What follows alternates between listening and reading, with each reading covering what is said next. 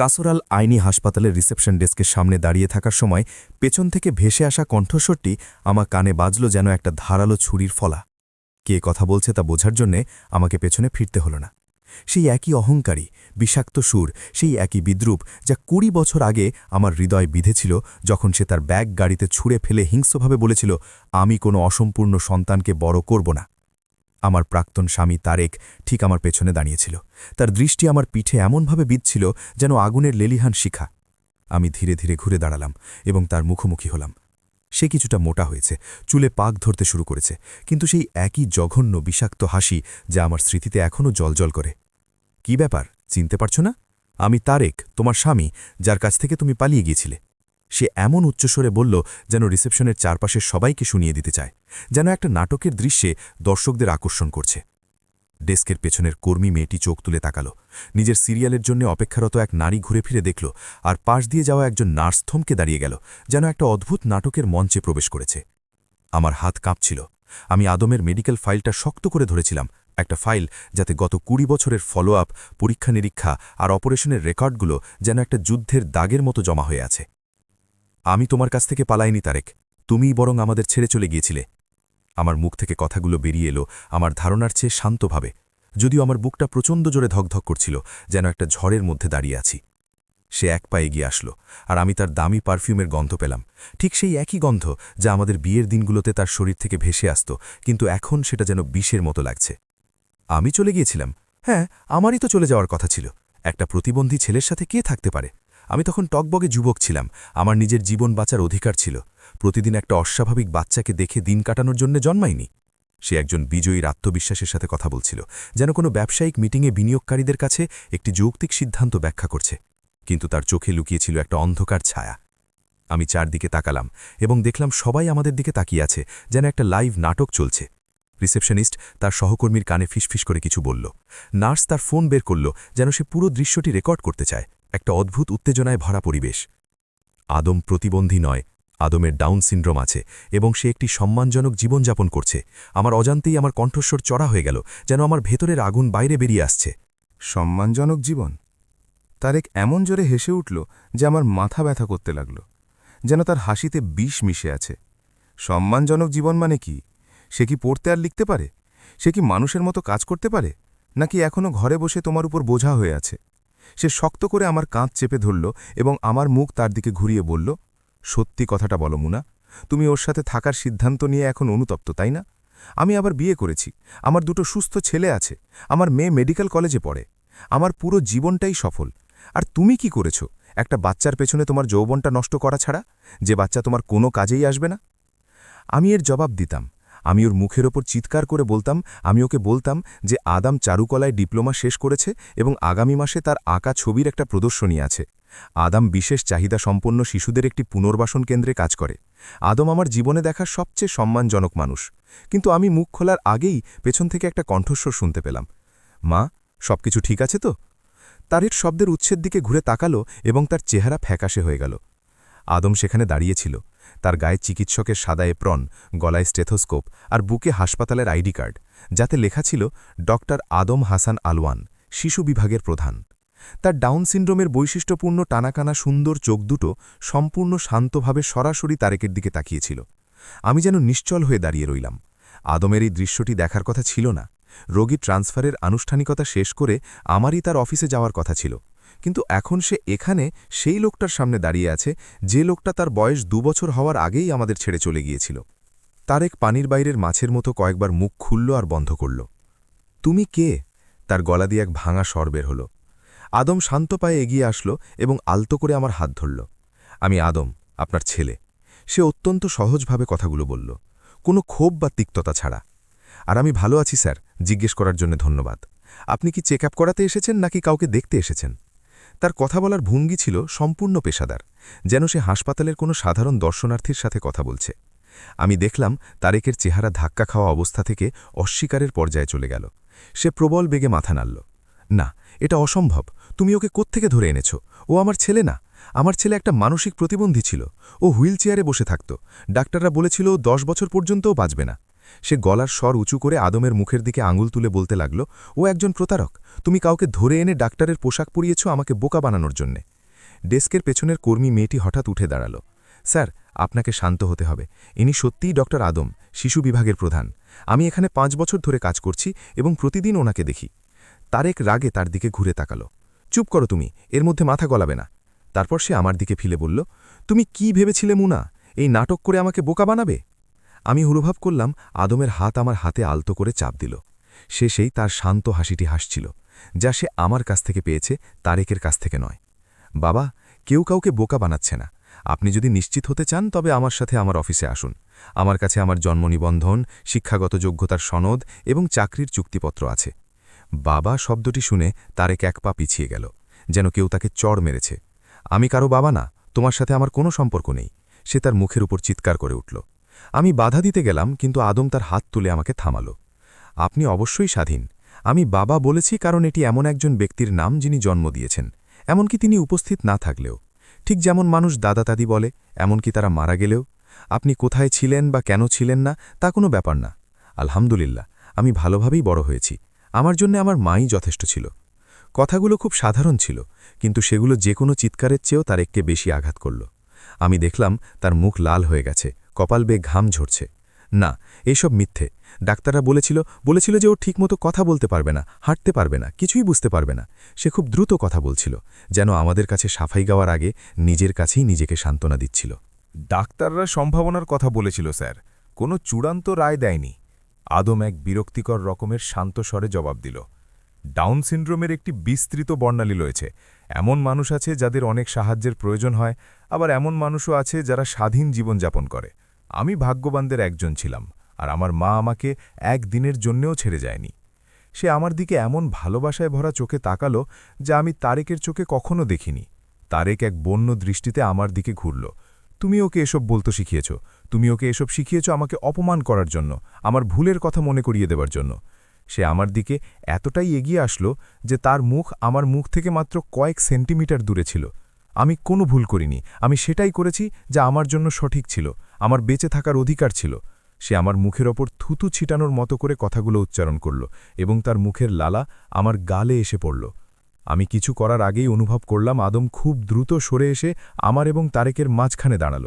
মায়ের কাছাকাছি আসার কোনো অধিকার আপনার নেই। তার কণ্ঠস্বর তখনও শান্ত ছিল, কিন্তু তাতে এমন এক দৃঢ়তা ছিল যা আমি আগে কখনো শুনিনি। এখনই এক পা পিছিয়ে যান। তারেক এক উন্মাদ হাসি হাসল। তা না হলে কি, তুমি কি করবে হে? সে বাক্যটি শেষ করতে পারল না। আমি দেখলাম তার চোখে কিছু একটা বদলে গেছে, কিছু একটা ভেঙে গেছে। সে আদমের দিকে, তার মেডিকেল এপ্রনের দিকে, তার আইডি কার্ডের দিকে, তার সম্মান আর শক্তিমত্তার সাথে দাঁড়িয়ে থাকার ভঙ্গির দিকে তাকিয়েছিল। সে সেই সব কিছুর দিকে তাকিয়েছিল যা সে চলে যাওয়ার সময় হারিয়েছে। অসম্ভব, তারেক ফিসফিস করে বলল। এটা ন্যায্য না। আমি সেটাই করেছিলাম যা আমার করা উচিত ছিল। ডাক্তাররা সম্ভাবনার কথা বলেছিল, আর তুমি তার সবচেয়ে খারাপটাকে বিশ্বাস করতে বেছে নিয়েছিলে। আমি অবশেষে তাকে থামিয়ে দিলাম। আমার কণ্ঠস্বর আমার ধারণার চেয়েও জোরালো শোনাল। তুমি বিশ্বাস করতে বেছে নিয়েছিলে যে তোমার ছেলে কখনো একজন পূর্ণ মানুষ হবে না, কারণ চেষ্টা করার চেয়ে এটাই তোমার জন্য সহজ ছিল। আর আমি বিশ্বাস করতে বেছে নিয়েছিলাম যে সে যা হতে পারে তাই হবে, এমনকি সেটা যদি শুধু আমাকে ভালোবাসা আর সুখী হওয়াও হয়। তারেক হঠাৎ আদমের দিকে ঘুরল। তুমি কি সত্যিই সুখী? তুমি কি স্বাভাবিক জীবনযাপন করছো, নাকি এগুলো সব শুধুই অভিনয়? সে এমন কিছু খুঁজছিল, যে কোনো কিছু যা প্রমাণ করবে যে সে ঠিক ছিল। আদম উত্তর দেওয়ার আগে এক মুহূর্ত ভাবল। আমি সুখী, হ্যাঁ। আমার একটা কাজ আছে যেটা আমি ভালোবাসি, আমার বন্ধু আছে, আমার শখ আছে। কিছু সময় কি কঠিন যায়? হ্যাঁ, কঠিন যায়। মানুষ কি আমার দিকে অন্যভাবে তাকায়? হ্যাঁ, তাকায়। কিন্তু আমি শিখেছি যে জীবন সহজ হওয়ার মধ্যে সুখ নেই। সুখ হলো এমন মানুষের পাশে থাকা যারা আপনাকে ভালোবাসে আর আপনি তাদের ভালোবাসেন। আর আমার কাছে আমার মা আছে, এটাই যথেষ্ট। তারেকের চেহারা যেন ভেঙে পড়ল। তার হাঁটু কিছুটা কেঁপে উঠল এবং সে নিজেকে সামলাতে রিসেপশন ডেস্কের ধার চেপে ধরল। না, সে বিড়বিড় করতে লাগল। আমি তখনও খুব ছোট ছিলাম। আমার স্বপ্ন ছিল, আমি ভ্রমণ করতে চেয়েছিলাম, আমি মিশরের বাইরে গিয়ে কাজ করতে। থেরাপি সেশন আর হাসপাতালের পেছনে খরচ করার মতো টাকা আমার কাছে ছিল না। তোমার কাছে পছন্দ করার সুযোগ ছিল, আমারও স্বপ্ন ছিল। আমি আমার মাস্টার্স শেষ করতে চেয়েছিলাম, আমি ভ্রমণ করতে চেয়েছিলাম, আমি অনেক কিছু চেয়েছিলাম। কিন্তু আমি আদমকে বেছে নিয়েছিলাম, বাধ্য হয়ে নয়, বরং ও আমার ছেলে বলে, এবং ও একটা সুযোগ পাওয়ার যোগ্য। আর তুমি নিজেকে বেছে নিয়েছিলে। এটাই সত্য তারেক, তুমি সহজ পথটা বেছে নিয়েছিলে। সে হঠাৎ মাথা তুলল, তার চোখ দুটো লাল হয়ে আছে।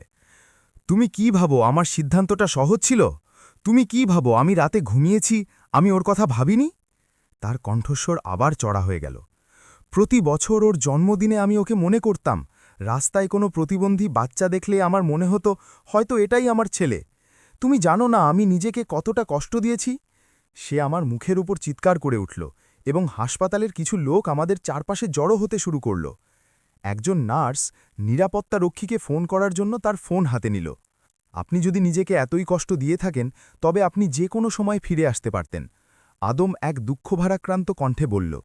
আপনি ফোন করতে পারতেন, দেখতে আসতে পারতেন, টাকা পাঠাতে পারতেন, যে কোনো কিছু করতে পারতেন, কিন্তু আপনি তা করেননি। আর এটাও আপনারই একটি পছন্দ ছিল। তারেক দীর্ঘক্ষণ আদমের দিকে তাকিয়ে রইল, আর প্রথমবারের মতো আমি তার চোখে অনুশোচনার মতো কিছু একটা দেখলাম। আমি ভয়ে পেয়েছিলাম, সে এক ভাঙা স্বরে ফিসফিস করে বলল। আমি ভয় পেয়েছিলাম তোমাকে দেখতে এসে ডাক্তারদের কথার মতো সেই একই অবস্থায় তোমাকে দেখব বলে। আমি আরও বেশি অপরাধবোধে ভোগার ভয় পেয়েছিলাম। আমি ভয় পেয়েছিলাম, তুমি এটা স্বীকার করতে ভয় পেয়েছিলে যে তুমি ভুল ছিলে। আমি তার বাক্যটা শেষ করে দিলাম। তুমি স্বীকার করতে ভয় পেয়েছিলে যে তুমি তোমার ছেলেকে ছেড়ে দিয়েছ ও অক্ষম ছিল বলে নয়, বরং তুমি অক্ষম ছিলে বলে, কারণ তুমি দুর্বল এবং স্বার্থপর ছিলে। তুমি তোমার আরামের কোনো অংশই বিসর্জন দিতে প্রস্তুত ছিলে না। প্রতিটি কথা ছুরির মতো তীক্ষ্ণ ছিল, কিন্তু আমার সেগুলো বলার প্রয়োজন ছিল। আর আমি তোমার ছেলেকে একা বড় করেছি, দুটো স্টুলে চাকরি করে থেরাপি সেশনের টাকা জুগিয়েছি, ওর জ্বরের সময় রাত জেগেছি। যারা আমাকে বলেছিল ওকে কোনো কেয়ার সেন্টারে রেখি স্বস্তিতে থাকতে, আমি তাদের সবার সাথে লড়াই করেছি। আর তুমি তখন কোথায় ছিলে?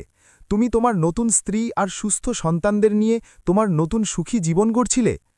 আমি দুঃখিত। অবশেষে তার মুখ থেকে কথাগুলো বেরিয়ে আসলো, কিন্তু সেগুলো ছিল একদম ফাঁকা আর অর্থহীন। দুঃখিত বলাটা যথেষ্ট নয় তারেক, আমি এক প্রাণঘাতী শান্ত স্বরে জবাব দিলাম। দুঃখিত বলাটা তখন কোনো কাজে আসত না যখন আদমের বয়স 4 বছর ছিল এবং সে আমাকে জিজ্ঞেস করত তার বাবা কোথায়, আর আমি তাকে বলতে পারতাম না যে তার বাবা তাকে চায়নি কারণ তার মধ্যে একটা ত্রুটি ছিল বলে। দুঃখিত বলাটা তখন কোনো কাজে আসত না যখন আমি বাথরুমে বসে কাঁদতাম কারণ আমি অপারেশনের টাকা জোগাড় করতে পারছিলাম না আর ওকে হারানোর ভয়ে কাঁপছিলাম। দুঃখিত বলাটা তখন কোনো কাজে আসত না যখন স্কুলে তার সহপাঠীরা তাকে নিয়ে মজা করত আর সে বাড়িতে এসে কাঁদত। তখন কোথায় ছিলে তুমি?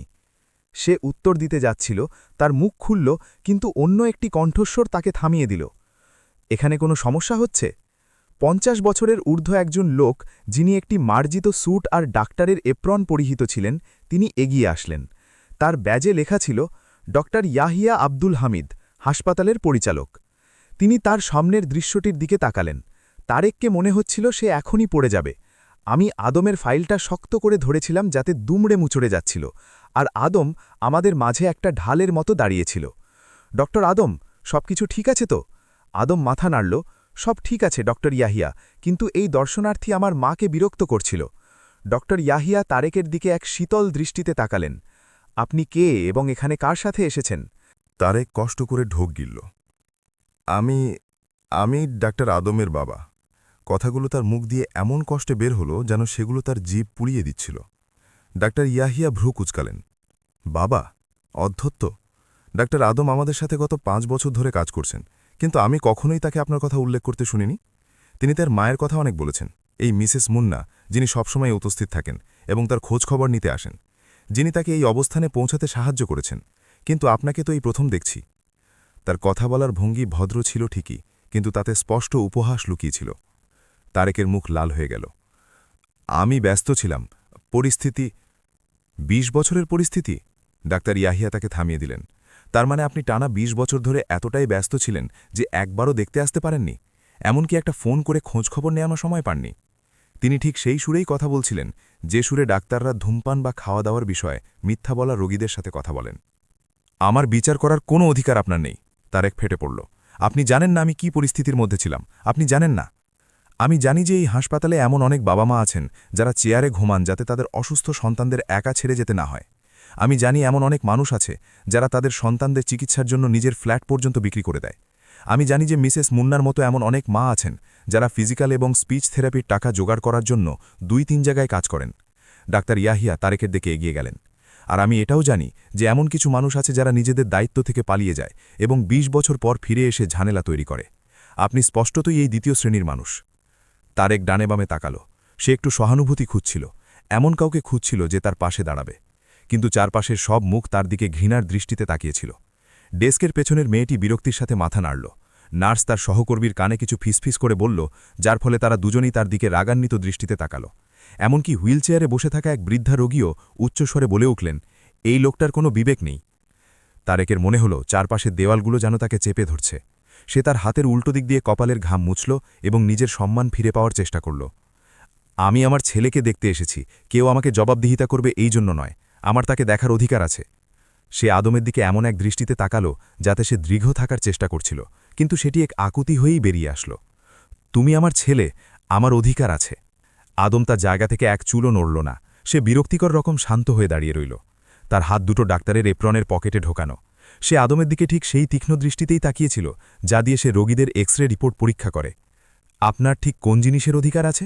সে সম্পূর্ণ আবেগহীন কণ্ঠে জিজ্ঞেস করল।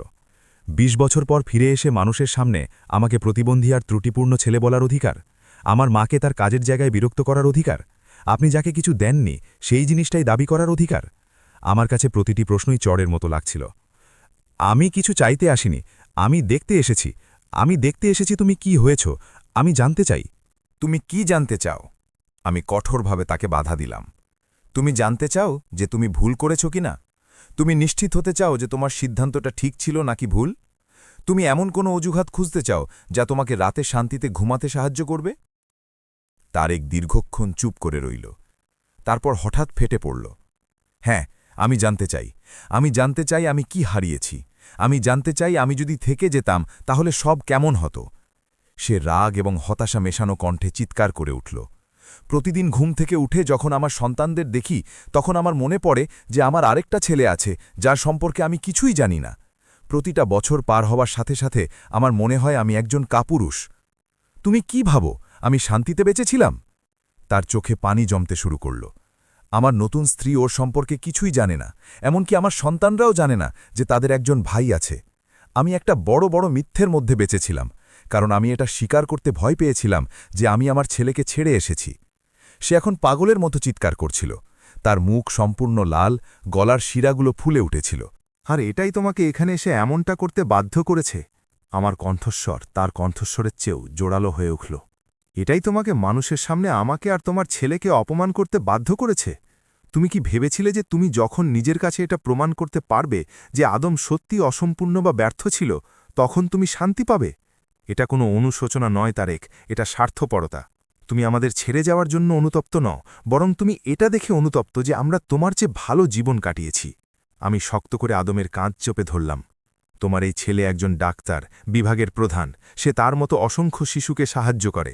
আল্লাহর কসম, সে কখনোই কোনো অপূর্ণতা অনুভব করেনি, শুধু যখন তোমার মতো বোকা মানুষেরা তার দিকে করুণার চোখে তাকিয়েছে তখন ছাড়া। আমি এখন চিৎকার করছিলাম আর অনুভব করছিলাম আমার ভেতরে জমে থাকা 20 বছরের চাপা রাগ যেন বিস্ফোরিত হচ্ছে। আর তুমি কোথায় ছিলে?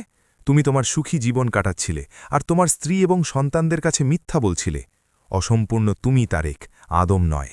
তারেক রিসেপশন ডেস্কে এমন জোরে থাবা মারল যে কর্মী মেয়েটি ভয়ে তার জায়গা থেকে লাফিয়ে উঠল। যথেষ্ট, যথেষ্ট হয়েছে উনা। তার মুখ এখন কান্নায় ভিজে গিয়েছিল। তুমি কি শুনতে চাও? তুমি কি শুনতে চাও যে আমি বোকা ছিলাম, আমি কাপুরুষ ছিলাম? হ্যাঁ, আমি স্বীকার করছি আমি ভুল করেছি। আমি ভয় পেয়েছিলাম, আমি অক্ষম ছিলাম আর আমি কাপুরুষের মতো পালিয়ে গিয়েছিলাম। কিন্তু আমিও তো একজন মানুষ, আমারও তো অনুভূতি আছে, আমারও তো।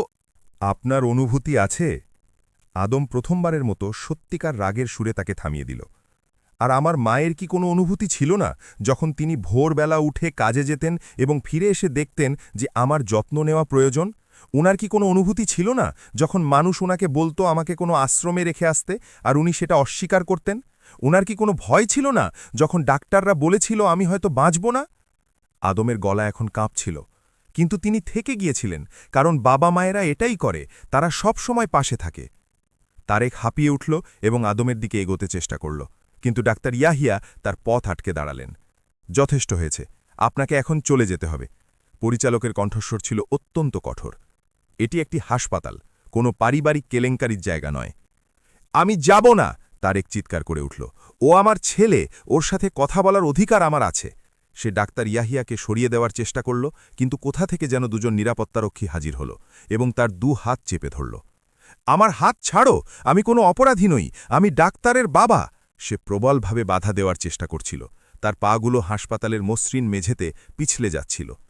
আপনি বাবা ছিলেন, ডাক্তার ইয়াহিয়া শীতল কণ্ঠে বললেন। যে বাবা তার সন্তানকে 20 বছরের জন্য ছেড়ে যায়, সে এই অধিকারটি হারিয়ে ফেলে। এখন আপনি শুধুই একজন অপরিচিত লোক যে একটি সরকারি হাসপাতালে ঝামেলা তৈরি করছেন। তারেক রাগ, হতাশা আর অনুশোচনা মেশানো এক শেষ দৃষ্টি নিয়ে আমার দিকে ঘুরল। মুনা, ওদের বলো যে আমি তোমার স্বামী ছিলাম, এটা আমার ছেলে। সে এখন আক্ষরিক অর্থেই ভিক্ষা চাচ্ছিল। আমি নীরব দাঁড়িয়ে রইলাম। আমি ঠিক সেই শীতল দৃষ্টিতেই তার দিকে তাকিয়েছিলাম, যে দৃষ্টিতে সে 20 বছর আগে আমার দিকে তাকিয়ে বলেছিল, আমি কোনো অসম্পূর্ণ সন্তানকে বড় করব না। তুমি আমার স্বামী ছিলে, আমি চূড়ান্ত শান্ত স্বরে বললাম। ছিলে, আর এর মানে হলো তুমি এখন আর স্বামী নও এবং ভবিষ্যতেও আর কখনো হবেও না। আমি আদমের হাত ধরলাম। চলো বাবা, আমাদের অনেক কাজ আছে। আমরা দুজনে একসাথে ঘুরে দাঁড়ালাম এবং লিফটের দিকে হাঁটতে শুরু করলাম। তারেকের চিৎকার আমাদের পিছু নিচ্ছিল। মুনা, আদম, দয়া করো, আমি দুঃখিত, আমি একটা সুযোগ চাই, শুধু একটা সুযোগ। তার কণ্ঠস্বর পাগলের মতো একবার উঠছিল আর নামছিল যখন নিরাপত্তা রক্ষীরা তাকে দরজার দিকে টেনে নিয়ে যাচ্ছিল। আমি তোমার বাবা আদম, আমার রক্ত তোমার শরীরে বইছে, তুমি আমাকে এভাবে ভুলে যেতে পারো না। আমরা লিফটের দরজার কাছে থামলাম। আদম ঘুরে শেষবারের মতো তারেকের দিকে তাকাল। রক্তই সবকিছু না স্যার, যখন আমার রক্তের প্রয়োজন ছিল তখন সে রক্ত আমার পাশে ছিল না। আমার মা আমার পাশে ছিলেন, আর এটাই আসল পার্থক্য করে দেয়। সে লিফটের বোতাম চাপল এবং দরজা খুলে গেল। আমরা একসাথে ভেতরে প্রবেশ করলাম আর দরজাটা বন্ধ হয়ে গেল তারেকের সেই চিৎকারের ওপর। আমি পস্তাবো, তোমরা সবাই পস্তাবে। কিন্তু তার গলার স্বর ধীরে ধীরে ক্ষীণ হয়ে আসতে লাগল এবং একসময় সম্পূর্ণ মিলিয়ে গেল। আমরা উপরে উঠতে থাকা লিফটের ভেতর নীরবে দাঁড়িয়ে রইলাম। আমার হাত তখনও আদমের হাত শক্ত করে ধরেছিল এবং ওর হাতটা একটু একটু কাঁপছিল। আমি ওর দিকে তাকালাম এবং দেখলাম ওর গাল বেয়ে অশ্রু গুড়িয়ে পড়ছে, যদিও ও হাসছিল। মা, আমি ঠিক আছি, আমি কষ্ট পেয়ে কাঁদছি না, সে একটু রুদ্ধ কণ্ঠে বলল।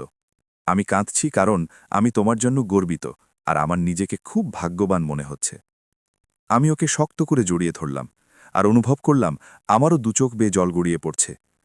আমি সবচেয়ে ভাগ্যবান রে বাবা, তুই আমার জীবনে ঘটা সবচেয়ে সেরা জিনিস, আমি ওর কানে ফিসফিস করে বললাম। আমরা একসাথে কাঁদলাম যতক্ষণ না লিফট 5ম তলায় পৌঁছাল। আমরা বেরিয়ে আসলাম, আর আদম দ্রুত তার চোখ মুছে নিল। সে তার ডাক্তারের এপ্রনটা ঠিক করল এবং তার পেশাদার হাসিটা আবার ফিরিয়ে আনল।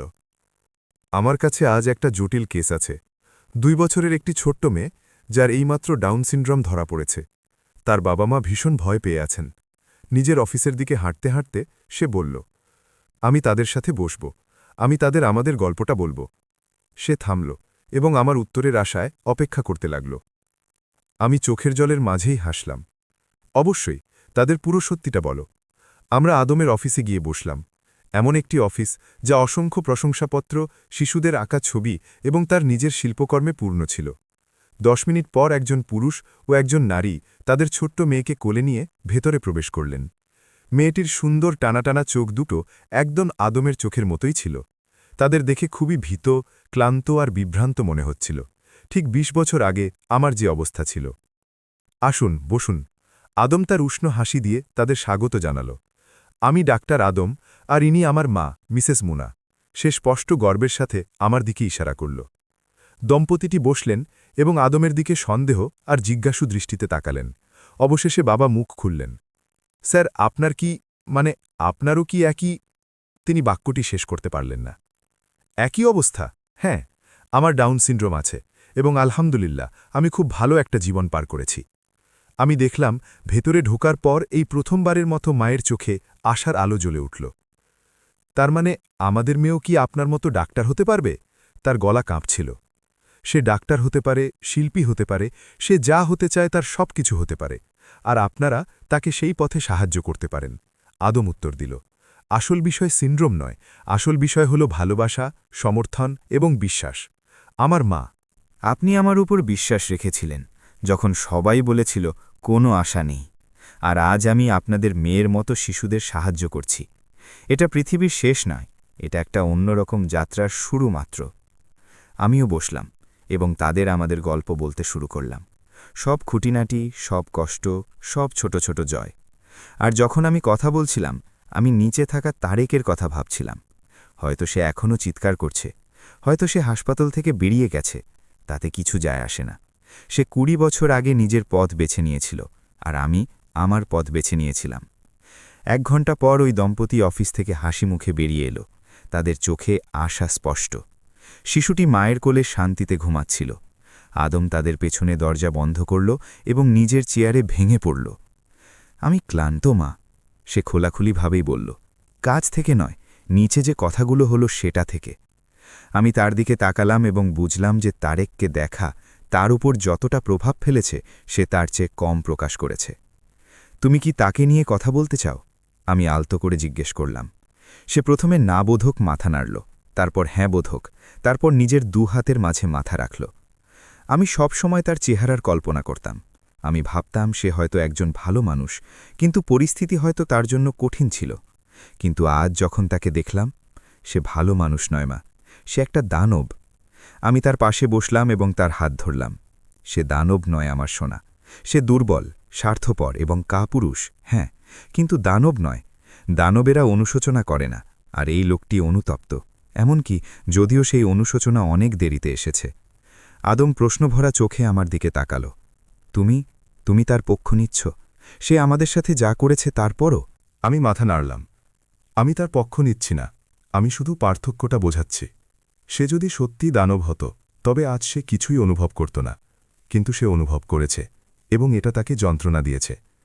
তা সত্ত্বেও এটা এই সত্যকে আড়াল করে না যে সে একটা ভুল সিদ্ধান্ত নিয়েছিল এবং তাকে এর পরিণতি ভোগ করতেই হবে। আমি অফিসের জানালা দিয়ে নিচে কোলাহলপূর্ণ কায়রোর দিকে তাকালাম। সে ২০ বছর তার নিজের নেওয়া সিদ্ধান্তের সাথেই বেঁচেছিল, আর এখন তাকে এভাবেই বেঁচে থাকতে হবে। তোমার কি মনে হয় সে আবার চেষ্টা করতে ফিরে আসবে? আদম স্পষ্ট উদ্বেগ নিয়ে জিজ্ঞেস করল। আমি প্রশ্নটা নিয়ে ভাবলাম। আমি কল্পনা করলাম তারেক তার বাড়িতে ফিরে যাচ্ছে, তার স্ত্রীর কাছে, যে আদমের কথা জানে না, তার সন্তানদের কাছে, যারা জানে না যে তাদের একজন ভাই আছে। আমি কল্পনা করলাম সে রাতে বসে এই সাক্ষাতের কথা ভাবছে।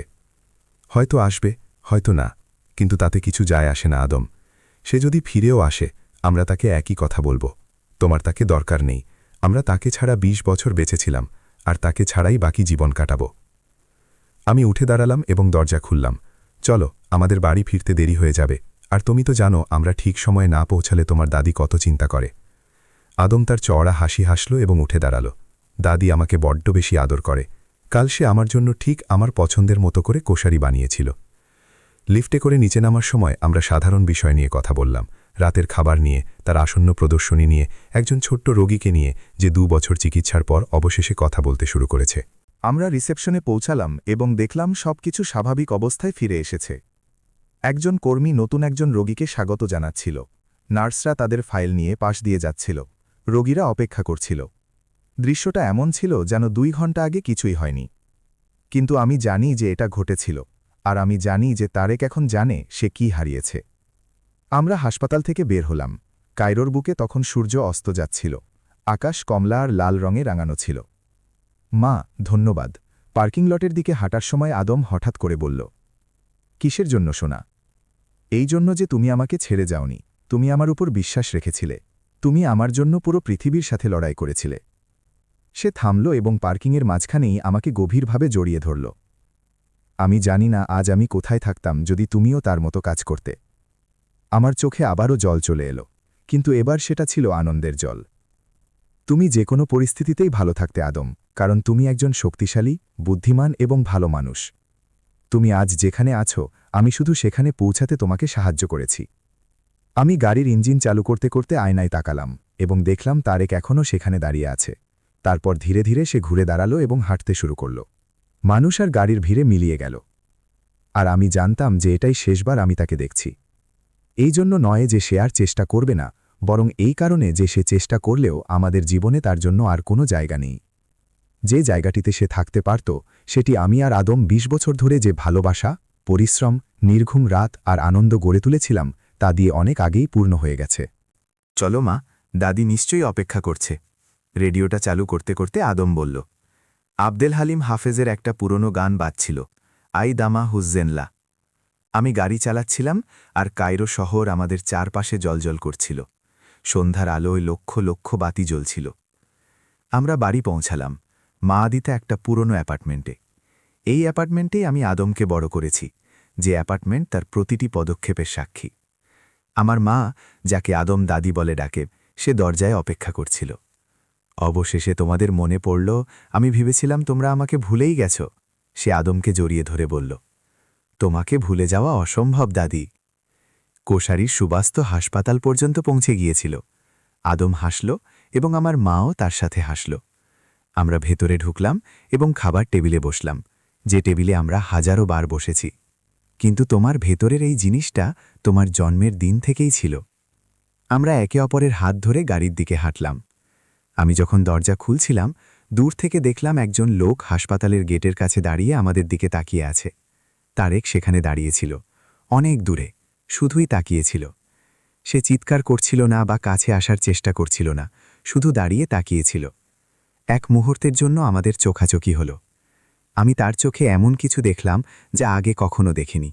কোনো রাগ নয়, কোনো অহংকার নয়, এমন কিছু যা মেনে নেওয়া, আত্মসমর্পণ বা এই উপলব্ধির কাছাকাছি যে কিছু জিনিস হয়তো ঠিক করা যায় আর কিছু জিনিস চিরকালের জন্য ভেঙে গেছে। আমি কিছু বললাম না, কোনো ইশারাও করলাম না, শুধু গাড়িতে উঠে দরজা বন্ধ করে দিলাম। আদম তাকে দেখতে পায়নি, সে সিটবেল্ট বাঁধতে ব্যস্ত ছিল। আমরা খেলাম এবং আমাদের সারাদিনের কথা, রোগীদের কথা, আদমের আগামী প্রদর্শনীর কথা বললাম। আমি মাকে তারেকের কথা বললাম না। এখন নয়, হয়তো পরে বলবো, হয়তো কখনোই না। সেটা কোনো ব্যাপার নয়। সবচেয়ে বড় কথা হলো আমরা এখানে একসাথে আছি, একটি সম্পূর্ণ পরিবার, ছোট হলেও। রাতের খাবারের পর আদম তার ঘরে ছবি আঁকতে গেল। ছবি আঁকা তার সবচেয়ে প্রিয় শখ। তার সত্যি একটা দারুণ প্রতিভা আছে। তার আঁকা ছবি গ্যালারিতে টাঙানো থাকে আর সেগুলো বিক্রিও হয়। আমি মায়ের সাথে চা খেতে বসলাম। আজ কিছু একটা ঘটেছে, তাই না? চা ঢালতে ঢালতে সে আমাকে জিজ্ঞেস করল। মা সবসময় ঠিকই বুঝতে পারে। আমি তাকে শুরু থেকে শেষ পর্যন্ত পুরো গল্পটা বললাম। সে চুপচাপ শুনল। তার চেহারায় কোনো পরিবর্তন এলো না, শুধু যে হাত দিয়ে সে কাপটা ধরেছিল সেটা সামান্য কেঁপে উঠল। আমার কথা শেষ হলে সে কাপটা নামিল গেখে আমার হাত ধরল। আলহামদুলিল্লাহ, তুমি শক্ত ছিলে মা। আলহামদুলিল্লাহ, তুমি তখন মানুষের কথায় কান দাওনি। সে সেই প্রথম দিনগুলোর কথা বলছিল, যখন তারেক চলে গিয়েছিল। তখন সবাই, এমনকি পরিবারের কিছু মানুষও আমাকে বলেছিল, ওকে কোনো হোমে দিয়ে আসো, তুমি এখনো তরুণী, আবার বিয়ে করো, নিজের জীবনটা উপভোগ করো। আমি ভয় পেতাম মা। আমি প্রথমবারের মতো তার কাছে স্বীকার করলাম। আমি ভয় পেতাম যে আমি হয়তো দায়িত্বটা পালন করতে পারবো না। আমি ভয় পেতাম যে আদম হয়তো সত্যিই একটা স্বাভাবিক জীবন কাটাতে পারবে না, আর এর কারণ হব আমি, যেহেতু আমি তাকে কোনো ভালো জায়গায় রাখিনি। মা মাথা নাড়ল। সব মাই ভয় পায় রে মা। মাতৃত্ব মানেই হলো ভয়। কিন্তু একজন আসল মা আর একজন স্বার্থপর মায়ের মধ্যে পার্থক্য হলো, আসল মা ভয় পায় এবং থেকে যায়, আর স্বার্থপর ভয় পায় এবং পালিয়ে যায়। সে আমার দিকে গভীরভাবে তাকালো। আর তুমি থেকে গিয়েছিলে। আর আদম আজ একজন ডাক্তার, যে মানুষকে সাহায্য করছে। আমাদের মধ্যে কে এটা কল্পনা করতে পেরেছিল? আমি হাসলাম, যদিও আজ তৃতীয়বারের মতো আমার চোখ থেকে পানি পড়তে শুরু করেছিল। আমি জানতাম, মা আত্মবিশ্বাসের সাথে বলল। প্রথম যেদিন আমি ওকে দেখেছিলাম, আমি জানতাম যে এই ছেলেটা বিশেষ। এই জন্য নয় যে তার ডাউন সিনড্রোম আছে, বরং এই কারণে যে মা হিসেবে সে তোমাকে পেয়েছে। আমরা আদমের ঘর থেকে তার ডাক শুনতে পেলাম, মা, দাদি, এদিকে এসে দেখো। আমরা উঠে তার ঘরে গেলাম। সে একটা নতুন আঁকা ছবির সামনে দাঁড়িয়েছিল, যার রং তখনও কাঁচা ছিল। ছবিটিতে ৩ জন নারী ছিল। একজন তরুণী যে একটা ছোট্ট শিশুকে ধরে আছে, একজন মধ্যবয়সী নারী তার পাশে দাঁড়িয়ে আছে এবং একজন বৃদ্ধা তার কাঁধে হাত রেখে আছে। পেছনে একটা লোকের ছায়া দেখা যাচ্ছিল, যে আমাদের দিকে পিঠ করে দূরে হেঁটে যাচ্ছে। এটা আমরা, আদম সহজভাবে বলল, তুমি, দাদি আর আমি। আর ওই যে লোকটা চলে গেল সে গুরুত্বপূর্ণ নয়, গুরুত্বপূর্ণ হলো যে আমরা থেকে গেছি। আমি ছবিটার দিকে তাকালাম আর অনুভব করলাম আমার ভেতরে কিছু একটা ভেঙে গেল আর তার জায়গায় নতুন কিছু একটা তৈরি হলো। ২০ বছরের ক্লান্তি, ভয় আর সন্দেহ সবকিছুই এই মুহূর্তটার জন্য সার্থক ছিল। এমন একটা মুহূর্ত যখন আমার ছেলে কোনো অভাববোধ না করেই আমাদেরকে একটা পরিপূর্ণ পরিবার হিসেবে আঁকতে পেরেছে। এর পরের সপ্তাহগুলোতে তারেক ৩ বার ফোন করার চেষ্টা করেছিল। আমার ফোনে একটা অচেনা নম্বর ভাসছিল, কিন্তু আমি জানতাম সেটা সে। আমি ফোন ধরিনি। তৃতীয়বার আমি শুধু একটা টেক্সট মেসেজ পাঠালাম, দয়া করে আর ফোন করবেন না, যা বলার ছিল তা বলা হয়ে গেছে।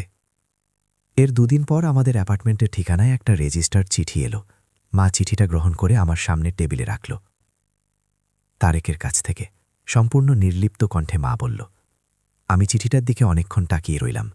এর উপর তার নিজের হাতের লেখায় আমার নাম লেখা ছিল, সেই একই হাতের লেখা যা আমি বহু আগে থেকেই চিনতাম, তবে এখন একটু বড়, একটু বেশি ভারী। আমি ধীরে ধীরে সেটা খুললাম। চিঠিটা বেশ লম্বা ছিল, ছোট ছোট অক্ষরে লেখা ৫ পৃষ্ঠার চিঠি। সে ক্ষমা চেয়ে শুরু করেছিল। সে যা যা করেছিল তার সব কিছুর জন্য একটা দীর্ঘ ক্ষমা প্রার্থনা। সে চলে যাওয়ার পর তার জীবনের কথা লিখেছিল, তার দ্বিতীয় বিয়ে, তার সন্তানরা, একজন প্রকৌশলী হিসেবে তার কাজের সাফল্যের কথা। কিন্তু প্রতিটি লাইনে এটা স্পষ্ট ছিল যে এই সাফল্যটা ফাঁপা। সে লিখেছিল, আমি যা কিছু অর্জন করেছি সবই একটা মিথ্যার ওপর দাঁড়িয়ে আছে। আমি নাকি একজন নিখুঁত মানুষ, দায়িত্বশীল, একজন ভালো বাবা। কিন্তু সত্যিটা হলো, আমি আমার প্রথম সন্তানকে ছেড়ে গিয়েছিলাম, কারণ তার আমাকে যতটা প্রয়োজন ছিল ততটা দেওয়ার জন্য আমি প্রস্তুত ছিলাম না। আর এমন কিছুর জন্য ঈশ্বর আমাকে ক্ষমা করবেন না, এমনকি তোমরা যদি আমাকে ক্ষমা করেও দাও। সে যেদিন হাসপাতালে আমাদের দেখেছিল সেদিনের কথা লিখেছিল। যখন আমি আদনকে সাদা অ্যাপ্রন পরে আমার সামনে দাঁড়িয়ে থাকতে দেখলাম, আমার মনে হলো আমার পায়ের নিচ থেকে মাটি সরে যাচ্ছে। সে তো আমার ছেলে হওয়ার কথা ছিল, আমার তাকে নিয়ে গর্বিত হওয়ার কথা ছিল। সে যাতে এই পর্যন্ত পৌঁছাতে পারে তার জন্য সাহায্য করার কথা আমার ছিল। কিন্তু আমি একজন কাপুরুষ ছিলাম আর আমি পালিয়ে গিয়েছি। সে তার অনুশোচনার কথা, তার নির্ঘুম রাতগুলোর কথা, একজন মানুষ, একজন বাবা আর একজন পুরুষ হিসেবে তার ব্যর্থতার অনুভূতির কথা লিখেছিল। শেষ পৃষ্ঠায় সে লিখেছিল, আমি ক্ষমা চাইছি না, কারণ আমি জানি আমি এর যোগ্য নই। আর আমি আদমের জীবনের অংশ হওয়ার দাবিও করছি না, কারণ আমি জানি প্রত্যাখ্যান করার অধিকার তার আছে। আমি শুধু একটা জিনিস চাই, যদি কখনো আদমের কোনো কিছু প্রয়োজন হয়, কোনো আর্থিক, মানসিক বা চিকিৎসাগত সাহায্য, তবে সে যেন জানে যে আমি আছি। একজন বাবা হিসেবে নয়, আমি সেই অধিকার হারিয়েছি, বরং এমন একজন মানুষ হিসেবে যে তার কাছে ২০ বছরের অনুপস্থিতির জন্য ঋণী। এটুকু অন্তত আমি করতে পারি। আর শেষ লাইনে সে তার ফোন নম্বর, ঠিকানা, এমনকি তার ব্যাঙ্ক অ্যাকাউন্ট নম্বরও লিখে দিয়েছিল। আমি চিঠিটা ভাঁজ করে ড্রয়ারে রেখে দিলাম, স্মৃতি হিসেবে রেখে দেওয়ার জন্য নয়, বরং এই ভেবে যে হয়তো কোনো একদিন আদমের এটা জানার প্রয়োজন হবে যে তার জন্মদাতা পিতা অনুতপ্ত ছিল। এটা কিছু বদলে দেবে বলে নয়, বরং অসম্পূর্ণ সত্যের চেয়ে সম্পূর্ণ সত্য সব সময়ই ভালো। ওই রাতে আমি আদমের সাথে বসলাম এবং তাকে চিঠির কথা জানালাম। আমি পুরোটাই জোরে জোরে পড়ে শোনালাম। সে খুব মনোযোগ দিয়ে শুনল। তার চেহারায় কোনো অভিব্যক্তি ছিল না। পড়া শেষ হলে সে অনেকক্ষণ চুপ করে রইল। সে কিভাবে যে টাকা দিয়ে সব কিছু ঠিক হয়ে যাবে? অবশেষে সে জিজ্ঞেস করল। আমার তা মনে হয় না, আমি শান্তভাবে উত্তর দিলাম। তবে সে এটুকুই করতে পারে, তার কাছে দেওয়ার মতো আর কিছু নেই। আদম উঠে দাঁড়ালো এবং জানালার কাছে গেল। সে বাইরের আলোকিত কায়রোর দিকে তাকালো। আমার তার টাকার দরকার নেই। আমি একজন ডাক্তার, আমার ভালো বেতন আছে, আমার কাজ আছে আর প্রদর্শনী থেকেও টাকা আসে। আমার তার থেকে কিছু লাগবে না। সে আমার দিকে ঘুরল। তবে হয়তো অন্য মানুষদের এর প্রয়োজন আছে। প্রথমে আমি তার কথার অর্থ বুঝতে পারিনি। সে বুঝিয়ে বলল, আমার বিভাগে অনেক শিশু আছে যাদের বাবা মা চিকিৎসার খরচ জোগাতে পারে না। আমরা একটা তহবিল তৈরি করতে পারি, বিশেষ চাহিদা সম্পন্ন শিশুদের সাহায্য করার জন্য একটা তহবিল। আর সে যদি অবদান রাখতে চায় তবে সে এতে অবদান রাখতে পারে, আমার নামে নয়, তার নামেও নয়, বরং সেই সব শিশুদের নামে যাদের এমন একটা সুযোগ দরকার যা আমি পেয়েছি। আমরা চিঠিটা পাঠালাম এবং অপেক্ষা করতে লাগলাম। ১ সপ্তাহ পর উত্তর এলো। এবার একটা ছোট চিঠি, কিন্তু সাথে একটা বড় অঙ্কের টাকার চেক ছিল। আর তার সাথে একটা ছোট কাগজে লেখা ছিল, ধন্যবাদ আমাকে অন্তত একবার হলেও সঠিক কিছু করার সুযোগ দেওয়ার জন্য। আমি প্রতি মাসে অবদান রাখা চালিয়ে যাব। আমার পাপের প্রায়শ্চিত্ত করার জন্য নয়, কারণ সেটা অসম্ভব, বরং অন্তত একটা উপকারী কাজে সাহায্য করার জন্য। শ্রদ্ধান্তে, তারেক। আমরা এই টাকাটাকে আশা তহবিলের শুরুর পুঁজি হিসেবে ব্যবহার করলাম। বিশেষ চাহিদাসম্পন্ন শিশুদের সাহায্য করার জন্য এই তহবিল। আদম হাসপাতালে একটা ক্যাম্পেইন শুরু করল। অন্য ডাক্তাররা এতে অবদান রাখল, সাধারণ মানুষ বিষয়টা সম্পর্কে জানতে পেরে দান করল। 6 মাসের মধ্যে এই তহবিল 12 জন শিশুকে তাদের চিকিৎসা ও থেরাপির খরচে সাহায্য করল। আর তারেক প্রতি মাসে নিয়মিতভাবে তার অনুদান পাঠিয়ে যেত। প্রতি মাসে 5,000 পাউন্ড, কোনো চিঠি ছাড়াই, কোনো অনুরোধ ছাড়াই, যোগাযোগের কোনো চেষ্টা ছাড়াই। কিন্তু টাকাটা ঠিক সময় চলে আসত। হাসপাতালে সাক্ষাতের 1 বছর পর এমন একটা জিনিস ঘটল যা আমি আশা করিনি। আদম ডাউন সিনড্রোম নিয়ে একটা মেডিকেল কনফারেন্সে ছিল, আর এর সাথেই পারিবারিক সমর্থনের গুরুত্ব নিয়ে একটা প্রেজেন্টেশন ছিল। প্রেজেন্টেশনের পর 40-এর কোঠার এক নারী তার কাছে এগিয়ে এলেন। ডাক্তার আদম, আমি নাদিয়া, তারেক আলওয়ানের স্ত্রী। আদম পরে আমাকে বলেছিল যে সে প্রথমে বেশ চমকে গিয়েছিল। সে বুঝতে পারছিল না তার কি করা উচিত। কিন্তু মহিলা দ্রুত কথা বলতে শুরু করলেন। আমি সব কিছু জানি। তারেক আমাকে কয়েক মাস আগে সব বলেছে। সে সারা দিন ধরে কেঁদেছে আর আমাকে বলেছে যে আমার আগে তার একটা বিয়ে হয়েছিল, তার একটা ছেলে ছিল, আর সে সেই ছেলেকে ছেড়ে গিয়েছিল কারণ সে ভয় পেয়েছিল। নাদিয়া বলল যে সে প্রথমে খুব রেগে গিয়েছিল।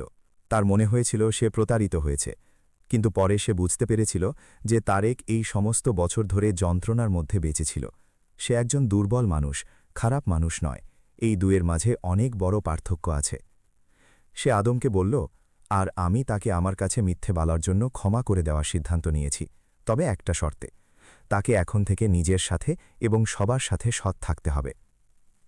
সে আদমকে এটা জানাতে এসেছিল যে তার সন্তানরা, মানে আদমের সৎ ভাই বোনেরাও তার সম্পর্কে জেনে গেছে।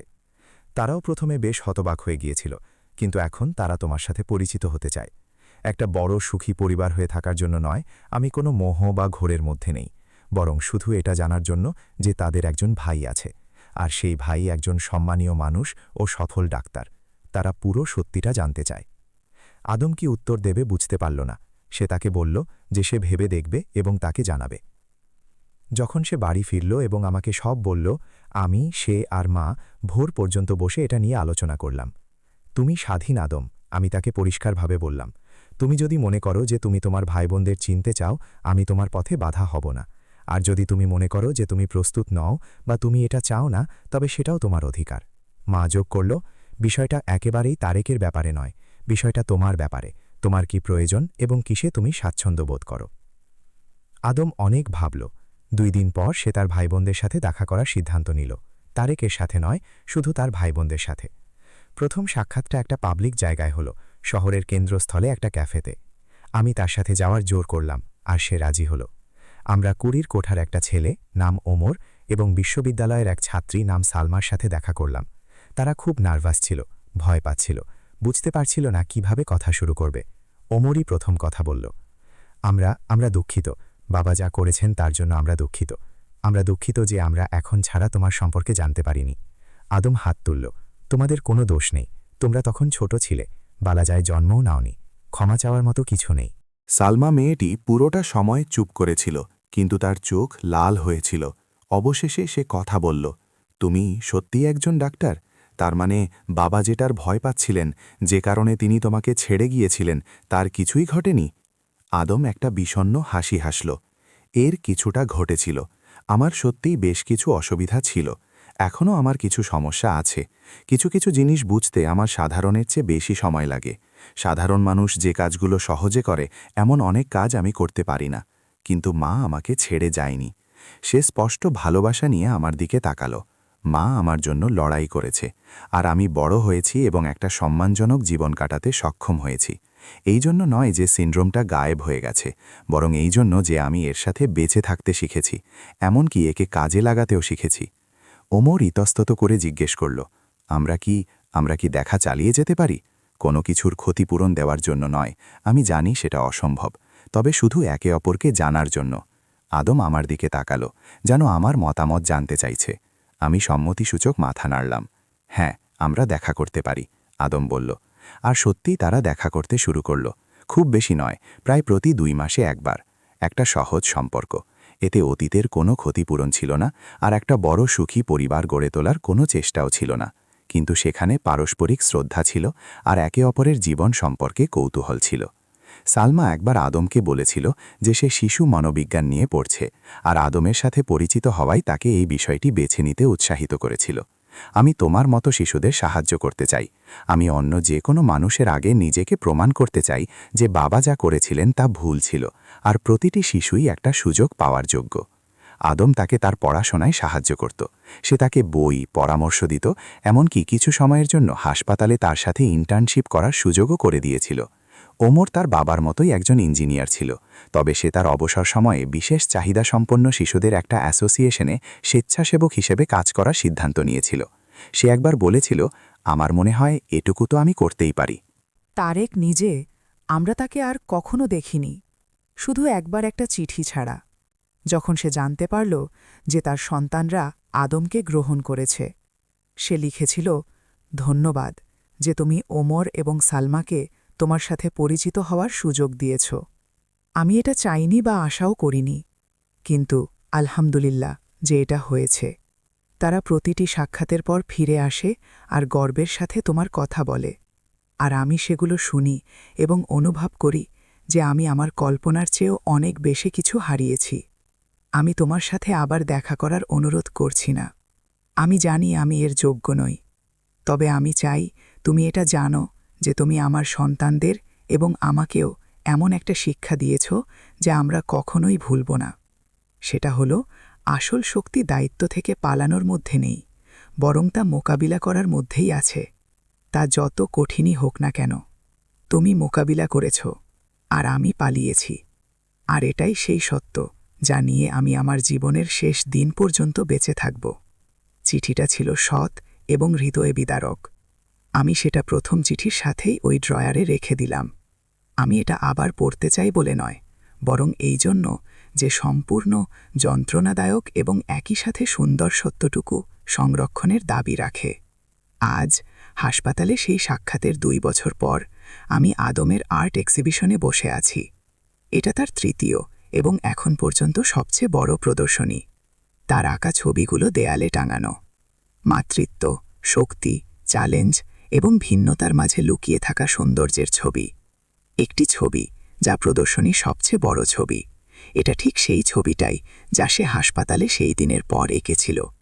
আমি, আমার মা, সে আর দূরে হেঁটে যাওয়া সেই ছায়াটি। কিন্তু এবার ছায়াটি শুধু ছায়া নয়, এতে আরও অনেক খুঁটিনাটি ছিল। একটা চেহারা যা পুরোপুরি স্পষ্ট নয়। লোকটির দাঁড়ানোর ভঙ্গিতে একটা স্পষ্ট বিষণ্ণতা। ছবির নিচে একটা ছোট সাইনবোর্ড আছে, যাতে লেখা, অনুপস্থিতি। যারা চলে যাওয়া বেছে নেয় তাদের সম্পর্কে, এবং যারা থেকে যাওয়া বেছে নেয় তাদের সম্পর্কে। মানুষ ছবিটার সামনে দীর্ঘ সময় দাঁড়িয়ে থাকে, সেটা গভীরভাবে পর্যবেক্ষণ করে। তাদের কেউ কেউ কেঁদে ফেলে। একজন নারী আমার পাশে এসে দাঁড়ালেন, তার চোখে জল গড়িয়ে পড়ছিল। তিনি বললেন, এটা আমার গল্প। আমার মেয়ের যখন অটিজম ধরা পড়ে, আমার স্বামী আমাদের ছেড়ে চলে যায়। আমি এই ছবিতে নিজেকে দেখতে পাচ্ছি। আমার মা প্রদর্শনীর এক কোণায় একটা চেয়ারে বসে আছেন, স্পষ্ট গর্ব নিয়ে আদমের দিকে তাকিয়ে আছেন।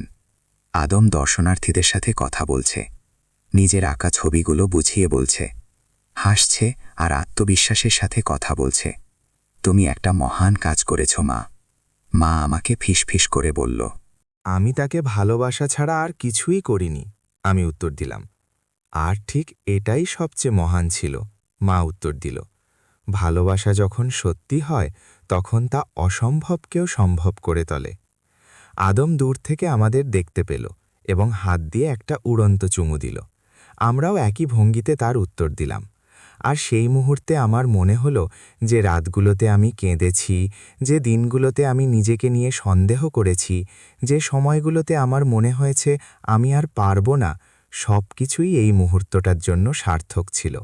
নিজের ছেলেকে তার প্রদর্শনীতে দাঁড়িয়ে থাকতে দেখার জন্য, এমন মানুষদের দ্বারা বেষ্টিত যারা তাকে সম্মান করে এবং তার শিল্পের মূল্যায়ন করে। সে একটা সম্মানজনক, স্বাধীন এবং অর্থপূর্ণ জীবনযাপন করছে। রাতের শেষে যখন সব দর্শনার্থী চলে গেল, আমি, আদম আর মা সেই ফাঁকা প্রদর্শনীতে বসলাম। আদম একটা জুসের বোতল খুলল এবং আমাদের সবার জন্য ঢালল। কিসের জন্য চিয়ার্স করব? সে একটা চওড়া হাসি দিয়ে জিজ্ঞেস করল। আমি প্রশ্নটা নিয়ে ভাবলাম, সত্যি কিসের জন্য চিয়ার্স? সাফল্যের জন্য, চ্যালেঞ্জের জন্য, বাধা পেরিয়ে বিজয়ের জন্য? সিদ্ধান্তগুলোর জন্য। শেষমেশ আমি বললাম, এই জন্য যে আমরা ভয়ের বদলে ভালোবাসাকে বেছে নিয়েছিলাম, পালানোর বদলে থেকে যাওয়াকে বেছে নিয়েছিলাম, হতাশার বদলে আশাকে বেছে নিয়েছিলাম। আমরা আমাদের গ্লাস তুললাম এবং পান করলাম। আর যখন আমি জুস খাচ্ছিলাম, আমি তারেকের কথা ভাবছিলাম। আমি তার কথা ভাবলাম যে সে তার বাড়িতে বসে আছে আর জানে যে যে ছেলেটিকে সে ছেড়ে গিয়েছিল তার আজ একটা সফল আর্ট এক্সিবিশন চলছে। সে জানে যে এই ছেলেটি তার কল্পনার চেয়েও অনেক ভালো একটা জীবন কাটাচ্ছে। সে জানে যে সে তার নিজের সিদ্ধান্তের কারণেই এই সব কিছু হারিয়েছে। আমি কোনো আনন্দ বা এমনকি রাগও অনুভব করছিলাম না, শুধু তার জন্য কষ্ট পাচ্ছিলাম। সে এমন একটা জীবন কাটাতে পারত যদি সে আরেকটু সাহসী হতো, যদি সে বিশ্বাস রাখত, যদি সে থেকে যেত। কিন্তু ওটা তার সিদ্ধান্ত ছিল, ঠিক যেমন থেকে যাওয়াটা আমার সিদ্ধান্ত ছিল। আর এখন আমরা প্রত্যেকেই আমাদের সিদ্ধান্তের ফলাফল নিয়েই বেঁচে আছি। যাওয়ার আগে আদম শেষবারের মতো অনুপস্থিতি ছবিটার সামনে দাঁড়াল। সে অনেকক্ষণ সেটার দিকে তাকিয়ে থাকল, তারপর আমার দিকে ঘুরল। মা, তোমার মনে আছে অনেক আগে তুমি আমাকে বলেছিলে যে বাবা চলে গিয়েছিল কারণ সে ভয় পেয়েছিল? আমি সম্মতিসূচক মাথা নাড়লাম। হ্যাঁ, মনে আছে। তুমি ঠিক ছিলে, সে ভয় পেয়েছিল। তবে সে আমাকে বা সিন্ড্রোমটাকে ভয় পায়নি, সে নিজেকে ভয় পেয়েছিল। সে এইটা আবিষ্কার করতে ভয় পেয়েছিল যে সে যতটা শক্তিশালী নিজেকে ভাবত সে ততটা শক্তিশালী নয়, সে যতটা সক্ষম নিজেকে ভাবত সে ততটা সক্ষম নয়। আর এই সত্যটার মুখোমুখি হওয়ার আগেই পালিয়ে যাওয়াটা তার জন্য সবচেয়ে সহজ কাজ ছিল। আদমের কথাগুলো তার বয়সের তুলনায় অনেক গভীর এবং পরিণত ছিল। আর তুমি মা, তুমি কি ভয় পাওনি? সে নম্রভাবে আমাকে জিজ্ঞেস করল। আমি একটা বিষণ্ণ হাসি হাসলাম। আমি ভীষণ ভয় পেয়েছিলাম সোনা, প্রতিদিন ভয় পেতাম। কিন্তু পার্থক্য হল আমি ভয়ের মোকাবিলা করা বেছে নিয়েছিলাম, পালানো নয়। সে আমাকে দীর্ঘক্ষণ জড়িয়ে ধরল, আর আমি তার শরীরের উষ্ণতা, তার শক্তিশালী স্পন্দিত হৃদয় আর আমরা একসাথে যে জীবন কাটিয়েছি সেটা অনুভব করলাম। আমরা প্রদর্শনী থেকে বের হলাম। গভীর রাতে কায়রো শহর তখন শান্ত। আমরা গাড়িতে উঠলাম আর আমি শহরের রাস্তা ধরে গাড়ি চালাতে শুরু করলাম। এই শহরেই আমি আদমকে বড় করেছি, যে শহর আমাদের প্রতিটি পদক্ষেপ দেখেছে। আমরা সেই হাসপাতাল পার হলাম যেখানে সে জন্মেছিল, সেই স্কুল যেখানে সে পড়েছে, সেই সেন্টার যেখানে সে থেরাপি নিত। প্রতিটি জায়গার সাথে স্মৃতি জড়িয়েছিল, কিছু যন্ত্রণাদায়ক আর কিছু সুন্দর। কিন্তু সবকিছুই আমাদের যাত্রার একটা অংশ ছিল। আমরা বাড়ি পৌঁছালাম। মা ততক্ষণে ঘুমিয়ে পড়েছিল। আমরা চুপচাপ ভেতরে ঢুকলাম যাতে তার ঘুম না ভাঙে। আদম তার ঘরে চলে গেল আর আমি বসার ঘরে একটু বসলাম। এক কাপ চা খেতে খেতে আমি যা যা ঘটেছে সব নিয়ে ভাবতে লাগলাম। তারেক যেদিন চলে গিয়েছিল সেদিন থেকে শুরু করে আজ পর্যন্ত ২০ বছর। ভয় আর আশা, ব্যর্থতা আর সাফল্য, কান্না আর হাসির ২০ বছর। আর শেষে এসে আমরা এখানে, আমি, আদম আর মা। একটা ছোট কিন্তু পরিপূর্ণ পরিবার। একটা পরিবার যে ভালোবাসাকে বেছে নিয়েছিল এবং সেই সিদ্ধান্তের পরিণতি মেনে নিয়েছিল। ঘুমানোর আগে আমি ড্রয়ারটা খুললাম এবং তারেকের চিঠিগুলো বের করলাম। আমি শেষবারের মতো সেগুলো পড়লাম। প্রতিটি শব্দ, প্রতিটি ক্ষমা প্রার্থনা, প্রতিটি অনুশোচনা। তারপর আমি সেগুলো আবার যথাস্থানে রেখে ড্রয়ার বন্ধ করে দিলাম। ভুলে যেতে চাই বলে নয়, বরং এই জন্যে যে আমি আর অতীতে বেঁচে থাকতে চাই না, সামনে এগিয়ে যেতে চাই। তারেক তার সিদ্ধান্ত নিয়েছিল আর আমি আমার সিদ্ধান্ত নিয়েছিলাম। সে অনুতপ্ত, আর এটা তার সমস্যা, এটা তাকেই সামলাতে হবে। আমি গর্বিত, আর এটা আমার সিদ্ধান্তের ফলাফল। আর যাই ঘটুক না কেন, এই দুটি ফলাফল কখনোই বদলাবে না। সকালে রান্নাঘরে আদমের নাস্তা বানানোর শব্দে আমার ঘুম ভাঙল। আমি ভেতরে গিয়ে দেখলাম সে ফুল আর তামিয়া বানাচ্ছে, মায়ের সবচেয়ে প্রিয় নাস্তা। শুভ সকাল ডাক্তার, আমি তাকে হাসি মুখে বললাম। শুভ সকাল পৃথিবীর সবচেয়ে মিষ্টি মা, সে একই রকম হাসি দিয়ে উত্তর দিল। আমরা মায়ের সাথে নাস্তা করতে বসলাম। আমরা দিনের পরিকল্পনা, আদমের রোগী এবং মসজিদে শিশুদের কোরআন মুখস্থ করানোর যে ক্লাস মা করায় তা নিয়ে কথা বলছিলাম। খুব সাধারণ সাদামাটা একটা জীবন, কিন্তু ভালোবাসা আর অর্থে ভরপুর। আর চা খেতে খেতে আমি সেই সব মায়েদের কথা ভাবছিলাম যারা আমার মতো পরিস্থিতিতে আছেন, সেই সব মায়েরা যাদের প্রতিবন্ধী বা বিশেষ চাহিদা সম্পন্ন শিশু রয়েছে, সেই সব মায়েরা যারা তাদের সন্তানদের ছেড়ে দেওয়ার জন্য সমাজের এমনকি পরিবারের কাছ থেকে চাপের সম্মুখীন হন। আমি তাদের একটা কথা বলতে চাই, পথটা কঠিন, এটা অস্বীকার করার কোনো উপায় নেই। এমন দিন আসবে যখন আপনার মনে হবে আপনি আর পারছেন না। এমন দিন আসবে যখন আপনি কাঁদবেন আর নিজেকে সন্দেহ করবেন। এমন দিন আসবে যখন আপনি ভাববেন যে মানুষগুলো বলেছিল ওকে ছেড়ে দাও তারাই সঠিক ছিল। কিন্তু ওই দিনগুলোতে মনে রাখবেন, প্রতিটি শিশুই একটা সুযোগ পাওয়ার যোগ্য। প্রতিটি শিশুর তার সামর্থ্য বা অক্ষমতা যাই হোক না কেন একটা সম্মানজনক জীবনযাপন করার অধিকার আছে। আর একজন মা হিসেবে আপনার তাকে সেই জীবনটা দেওয়ার ক্ষমতা আছে। আপনি একা হবেন না, আপনাকে সাহায্য করার জন্য মানুষ পাবেন, ডাক্তার, থেরাপিস্ট, শিক্ষক। কিন্তু সবচেয়ে গুরুত্বপূর্ণ হল আপনি নিজের ভেতরে এমন এক শক্তি খুঁজে পাবেন যার অস্তিত্ব সম্পর্কে আপনি জানতেনই না। আর এমন একদিন আসবে, আমি জানি না কবে, তবে সেটা আসবেই, যেদিন আপনি আপনার ছেলে বা মেয়ের দিকে তাকাবেন এবং দেখবেন তারা এমন একটা জায়গায় পৌঁছেছে যা কেউ কল্পনাও করতে পারেনি। আর তখন আপনি বুঝতে পারবেন আপনি যে রাতগুলো নির্ঘুমে কাটিয়েছেন, যে চোখের জল আপনি ফেলেছেন, যে মুহূর্তগুলোতে আপনি নিজেকে সন্দেহ করেছেন, সেগুলোর প্রতিটি সার্থক ছিল। আদমের সাথে আমার গল্পটা কোনো রূপকথার গল্প নয়, যার কোনো নিখুঁত সুখী সমাপ্তি আছে।